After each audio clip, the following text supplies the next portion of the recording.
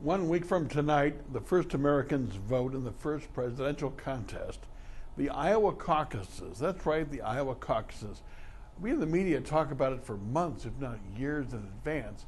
And the winner of that contest doesn't always go on to win. After all, the Republican side, Rick Santorum won there 4 years ago, didn't win the nomination. 8 years ago, Mike Huckabee won there, didn't win the nomination. But the last two presidents got their first wins there. Barack Obama in 2008, George W. Bush in 2000. It also gives you a chance if you're obscure.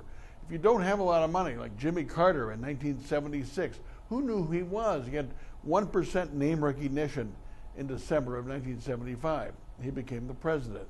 A little-known senator from Colorado, Gary Hart, finished second there in 1984. He almost won the nomination. Some mistakes kept him from beating Walter Mondale in that race. It's very important because it gives you a chance to get your name known and some momentum going forward. It's not like a primary or a general election where you just go into a booth and vote and go home. You've got to go to a meeting place like a church or a fire station or a community center, and you stand there for hours, you hear speeches, you raise your hand, I'm for this candidate. On the Democratic side, if you don't have 15%, you have to go to somebody else. Let's say Martin O'Malley doesn't have 15% of the caucus. His people can choose between Bernie Sanders and Hillary Clinton.